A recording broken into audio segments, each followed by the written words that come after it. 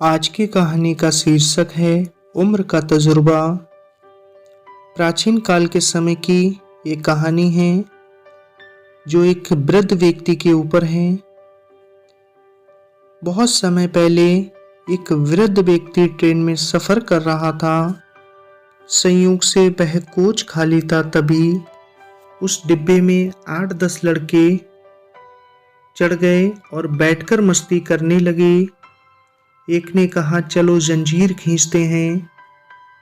दूसरे लड़के ने कहा यहाँ लिखा है कि 500 रुपये जुर्माना और 6 महीने की कैद हो सकती है। तीसरे ने कहा इतने लोग हैं, 500 रुपये जमा कर देंगे।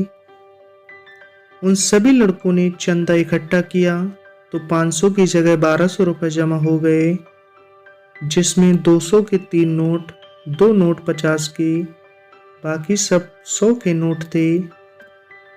चंदा पहले लड़के की जेब में रख दिया गया। तीसरे लड़के ने कहा जंजीर खींचते हैं, अगर कोई पूछता है तो कह देंगे कि इस बूढ़े व्यक्ति ने खींची है, तब पैसे भी नहीं देने पड़ेंगे। उस बूढ़े व्यक्ति ने हाथ जोड़कर कहा बच्चों, मैंने तुम्हारा क्या बिगाड़ा है, मुझे क्यों फंसा रहे हो? लेकिन किसी ने भी उस बूढ़े की बात नहीं सुनी और जंजीर खींच दी गई। जब ट्रेन अचानक से रुकी तो तलाशी करने के लिए टीटी सिपाही के साथ उसी ट्रेन के डिब्बे में आया जिस डिब्बे से जंजीर खींची गई। सिपाही ने पूछा जंजीर किसने खींची है? तो सभी लड़कों ने एक स्वर में कहा इस बूढ़े व्यक्ति ने जंजीर खींची है। टीटी गुस्से में आकर बोला आपने ये जंजीर क्यों खींची? आपको शर्म नहीं आती? इस उम्र में ऐसी हरकतें करते हो? उस बूढ़े व्यक्ति ने हाथ जोड़कर कहा साहब, मैंने ही जंजीर खींची है, लेकिन मेरी बहुत मजबूरी थी। टीटी ने पूछा ऐसी भी क्या मजबूरी थी जो आपको जंजीर खींचना पड़ी?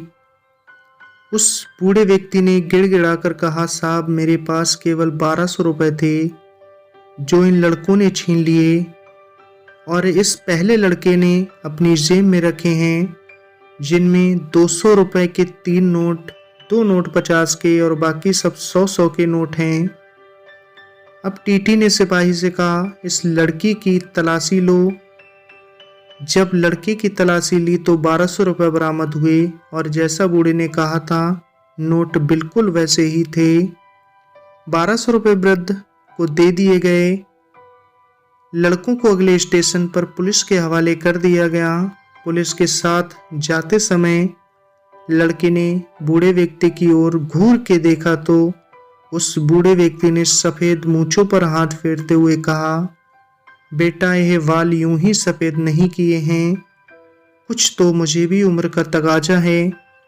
तुम लोगों ने मुझे फंसाने की कोशिश की और अपने बनाए जाल में खुद ही फंस गए। तो दोस्तों, हमें इस कहानी से सीख मिलती है कि अपने से सामने वाले को कभी कम ना आंकें, न किसी को कम समझें, क्योंकि हर इंसान को अपनी उम्र का तकाजा होता है। तो कैसे लगी आपको मेरे द्वारा बताई गई ये कहानी उम्र का तजुर्बा? अगर आपको ये पसंद आए तो नीचे दिए कमेंट्स बॉक्स में अपनी राय ज़रूर साझा करें। मिलते हैं फिर नेक्स्ट वीडियो में नेक्स्ट कहानी के साथ। आपने अपना कीमती वक्त दिया, तब तक के लिए धन्यवाद।